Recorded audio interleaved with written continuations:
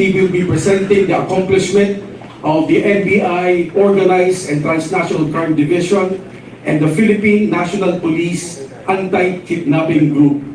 We have with us the Acting Director of the PNP AKG, Colonel David N. Oclay. And we have also with us the Deputy Director for Operation of the PNP AKG, Colonel Jonathan G. Calixto.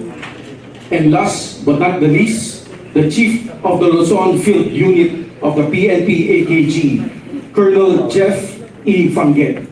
For the opening statement, our beloved Director Jaime P. Santiago. Thank you, Doc.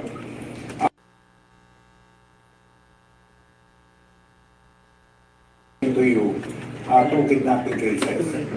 Alam nyo, product ito nung because of the prevalent and rising kidnapping cases. Sunod-sunod ang mga kidnapping. No other than our Secretary of Justice, Secretary Boying Remulla, nag-create siya ng Interagency Task Force where the PNP and the NBI will work together towards the solution of all kidnapping cases. At eto na nga po nagbunga. Yung joint effort namin ng AKG led by Colonel Oclay na ngayon siya ang chief ng AKG at ang NBI ay naka-resolve ng isang magandang kaso. This case involves the kidnapping of 2 Chinese and 1 Korean na national sa Nasugbu, Batangas. No, nangyari itong kidnapping na ito nung May 2 lamang. Ito, May 2. Sa bilis ng pagkatrabaho ng AKG together with the National Bureau of Investigation agents, we were able to capture 4 na yung mastermind, 2 Chinese, ang mastermind at several Filipinos ito ngayon. So, paano bang nangyari dun sa kidnapping na yun? Colonel, sir? Kung matatandaan niyo po, meron pa tayong kidnap for ransom case na nangyari po sa somewhere in Nasugbu, Batangas, wherein 2 Chinese nationals and 1 Korean national was abducted, and later on, ransom was demanded from the relatives of the victims. Now, during the operation, intelligence operation and investigation, 2 pong nahuli through a checkpoint po ng ating territorial unit, yung Bacoor Municipal Police Station operatives. So later on, we found out that these 2 Chinese nationals ay sila po yung namumuno sa grupo po kung saan po nadukot yung 3 biktima, 2 Chinese, and again, 1 Korean national. And during our investigation, it turned out na merong ginagamit na mga Filipino nationals itong dalawang Chinese nationals. At sila rin po ang nag-uutos, sila rin po ang nagdidikta kung saan dadaan, at sila rin po ang nag-demand ng ransom mula po sa mga kamag-anak po ng biktima. At ito po ay itong mga circumstances na ito, minabuti po ng AKG na makipag-coordinate po sa National Bureau of Investigation. And during this joint investigation, we found out that 2 individuals na napakalanan sa course ng pangangalap po ng ebidensya at impormasyon. At dito po tumulong ang NBI at napalutang nila po itong 2 suspect po natin. Ang kwento po niyan ay may babarahagi po na sa atin ng ating partners po sa National Bureau of Investigation. Attorney Comediano. Yes, nung nagkaroon kami ng joint collaboration with AKG, na-establish namin itong mga personalities involved. So, nagpagalaw kami ng mga tao at nung itong 2 na nag-voluntary surrender sa atin, nakatunog sila na tinatrabaho na sila. Kaya nagpunta na sila sa atin at nagbigay ng confession. Thank you, sir.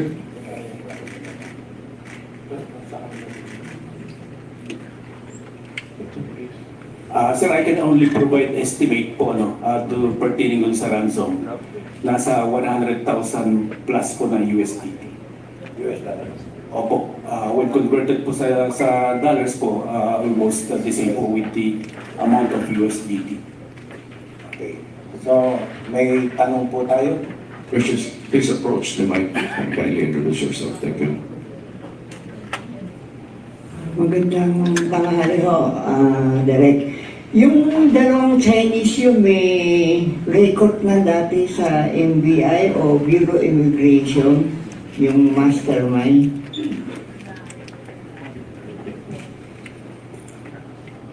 Sa ugnayan po natin sa Bureau of Immigration and even with the NBI, no derogatory information po sila. Sir, yung ganyan nahuli natin dalawa may non-bailable, may piyansa ba yun? Ganito po yun, sir.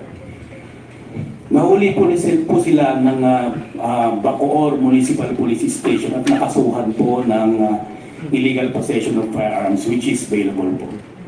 And then, sumunod po dyan is we filed a kidnap for ransom case against them. Pero under preliminary investigation po ito. Now, they were inquested for immigration violation. So, yung batas po na nakakasakop po sa immigration law ang kinaso po sa kanila at kadahilanan ng kanilang pagka-detinay po hanggang ngayon po sa Bacoor. Thank you, sir. Next, please. Karen. Good afternoon po. Kamustahin po namin yung victims? Ano na po nangyari dun sa dalawang Chinese national sa Korean national? And ano rin po yung background nila? Mga businessman po ba sila? Bakit sila yung kinidnap?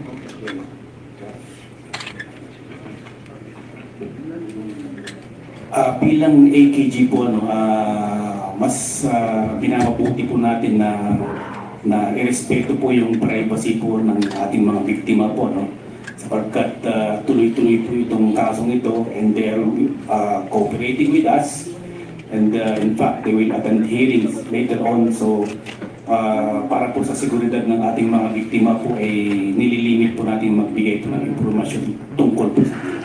Pero we assure you that they are in safe condition na pinoprotektahan po namin sila.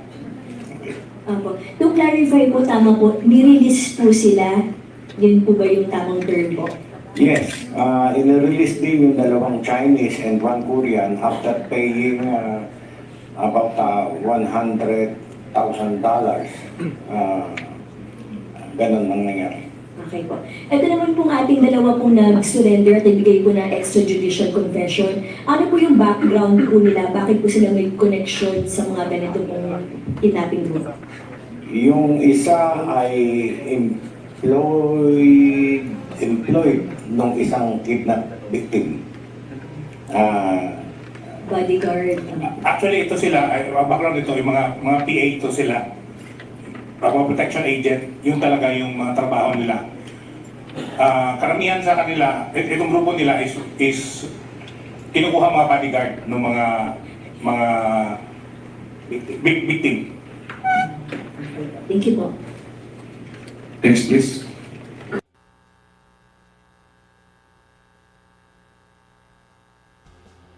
Sir. Yeah, kung wala nang tanong, maraming salamat po. And we will present another case which was handled by the same team and the homicide division. Okay. Thank you. Next.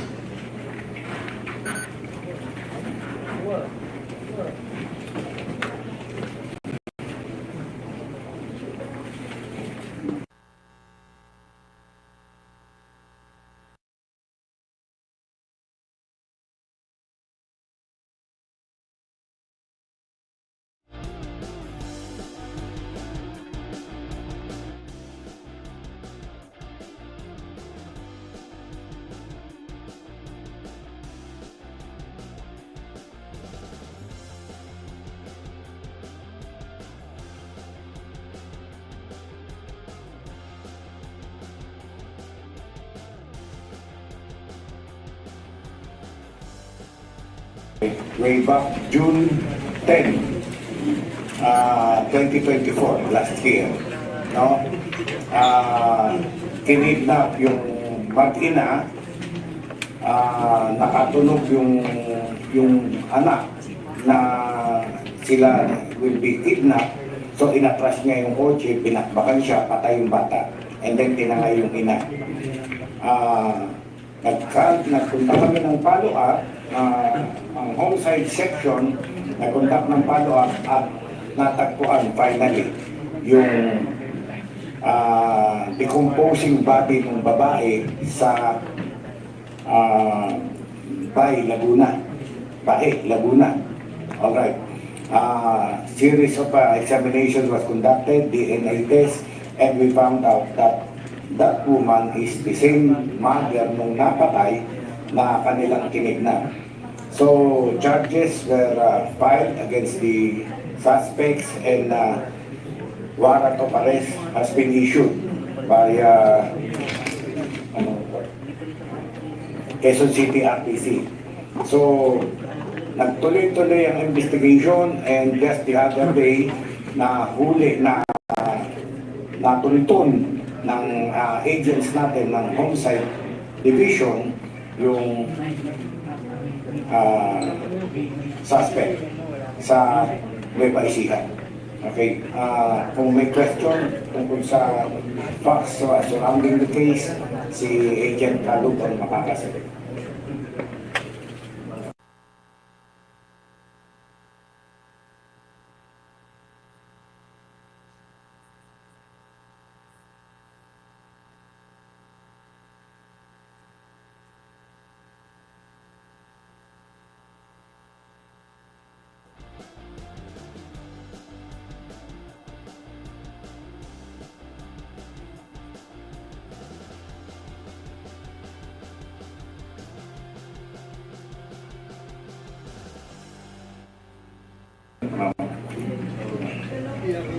So siya po mismo, driver ko nung mag-ina. Yun po yung tipper ng grupo. Ito pong nahuli natin, isa po ito dun sa mga nangidnap and pumatay din dun sa anak at ina. Ilan taon po yung bata? Actually ma'am, of legal age na po yun, yung Christian Ortega. And yung mother naman po niya ay more than 70 years old na po nung inaptap. Sir, nabanggit niyo po na grupo po sila. Gaano karami po kaya yung nagplano po dito? Sa investigation po namin ma'am, lumalabas na 5 sila dun sa nag-conduct ng abduction ng mga Ortega ay pagpatay din dun sa anak. Aside from dun sa pagpatay po, ano po yung nag-gain po nila? May ransom po, ransom money po ba? Initially ma'am, ang hinihingi nila is 5 million. Kaso po dahil natipad na po sila nung driver na hinahanap na sila ng NBI, nag-start na po sila ng communication sa atin. And then doon na namin hinanap kung nasaan yung grupo. May nakuha silang pera, sir? Minimal lang mamang nakuha nila kasi ang transaction nila may limit through online. Thank you po. Next, yes sir. Yes, sir. Benedict Samson po from UNTV. Sir, yung decomposing, yun po ba yung nanay na inabduct, sir? Yes sir. Po, sir, nahuli yung ibang kasamahan niya o siya palang nahuli? Actually, last year nahuli na po namin yung dalawa. Okay, thank you po.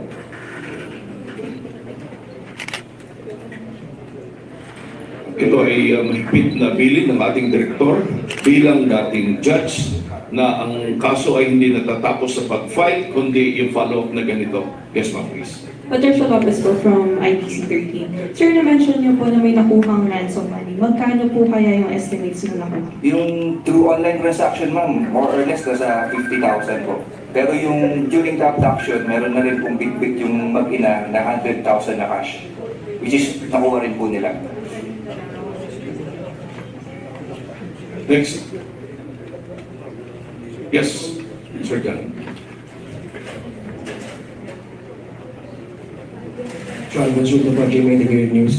Sir, pwede po malaman ano pong background ng ating pong subject at gaano po kalaki ang kanyang involvement sa nangyari pong kidnapping? Good afternoon, sir. Ito pong si Pio Jonathan. Siya po yung jail officer. Kung titignan po natin, ang mga kasama po niya puro mga ex-convict from Muntinlupa. Mga bagong laya po ito. At siya po ang nagpro-provide ng mga tirahan. At kung makikita po ninyo yung mga in-operate namin last year, sa mga rented po na mga townhouses na gamit po nila, ang nakapangalan po dyan, ito pong minuli natin. Ang exposure ng mga ex-con, wala po talaga. Ano po yung parang pinaka-naging plano po talaga ng supposedly? Dahil we believe, sir, na may namatay doon sa kanilang effort. Kasama ba sa plano talaga? Sa tingin namin sa pag-iimbestiga namin, dahil po nung hinarang nila yung sasakyan, nagmaniobra po agad yung anak na driver, which is para po makuha nila yung objective nila, pinutukan na po nila on the spot, namatay po yung nagdadrive na anak ng abducted natin. Director, dito po sir sa nangyari pong effort po ng ating NBI po. Matagal na po ito eh. Actually more than a year nito pong ating story ito. Pero ano po yung nakita niyo pong naging susi para mahuli po natin makuha itong ating suspect, sir? Yes, nung lumabas na yung warrant of arrest nitong tao na ito, ay talagang nagtrabaho day and night yung ating homicide section at finally, he was located in somewhere in nearby Sihan just the other night. Kaya ito, binampo tayo. Thank you, sir. Next. We have the director for the message. Sir. Okay, so thank you very much mga kasama. Yun lamang. Thank you. Good afternoon.